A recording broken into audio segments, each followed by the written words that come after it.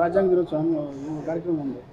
ఈరోజు ప్రపంచ దేశాల్లో బాబాసాహెబ్ అంబేద్కర్ని ఒక ఒక దేశంలోనే ఒక జ్ఞానవంతుడిగా ప్రపంచం మొత్తం కొనియాడుతుంది.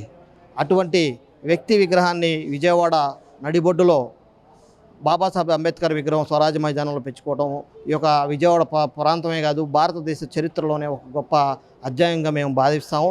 ఆ యొక్క శృతివన ప్రాంగణం మొత్తం కూడా ఒక జ్ఞానాన్ని పెంపొందించే విధంగా ఉన్న ఆ యొక్క శృతివనాన్ని గత ప్రభుత్వంలో జగన్మోహన్ రెడ్డి గారికి కట్టడం జరిగింది. అయితే ఈ ప్రభుత్వం వచ్చిన కాడ నుంచి గత 16 నెలల నుంచి అక్కడ అనేక అక్కడ నిర్మాణ మొత్తం కూడా కుంటిపడిపోయి కనీసం పారిశుద్ధ కార్యక్రమం దగ్గర నుంచి టాయిలెట్స్ దగ్గర నుంచి ఎంత అధ్వానమైన పరిస్థితుల్లో ఉందంటే ఈ రోజున బాబాసాహెబ్ అంబేద్కర్ని అవమానించిన విధంగా అక్కడ ఉంది.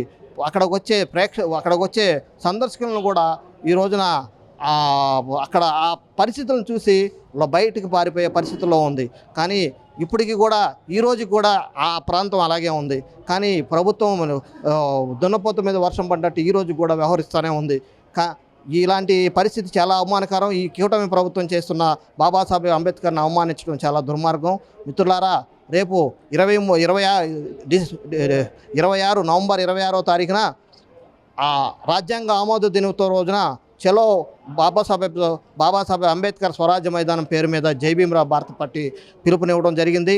ప్రతి ఒక్క అంబేద్కర్ వాది, ప్రతి ఒక్క దళితవాది, ప్రతి ఒక్క రాజకీయ నాయకులు, ప్రతి ఒక్క ఎస్సీ ఎస్టీ బీసీ మైనార్టీలందరూ కూడా ఈ యొక్క పిలుపు మేరకు రేపు నవంబర్ 26వ తారీఖున విజయవాడ పీడబ్ల్యూ ఉన్న అంబేద్కర్ స్వరాజ్య మైదానికి తరలి రావాలని చెప్పని ఈ ప్రభుత్వానికి దిగి వచ్చే విధంగా బుద్ధి చెప్పాలని ఈ సందర్భంగా ప్రతి ఒక్క పౌరుడిని కోరుకుంటాం.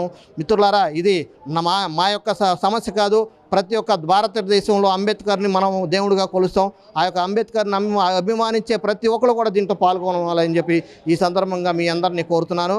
మిత్రులారా, ఈ ప్రభుత్వం కనుక ఈ విధంగా కనుక మనం వదిలేస్తే కనుక అక్కడ ఆ ప్రాంతాన్ని అంబేద్కర్ విగ్రహాన్ని తీసేసి అక్కడ సామాజిక ఏదో పారిశ్రామిక వాడక ఏదో కంపెనీకు మన చైనా కంపెనీకు ఎవరికో ఇవ్వాలని చెప్పి ఒక ప్రయత్నాలు జరుగుతున్నాయి.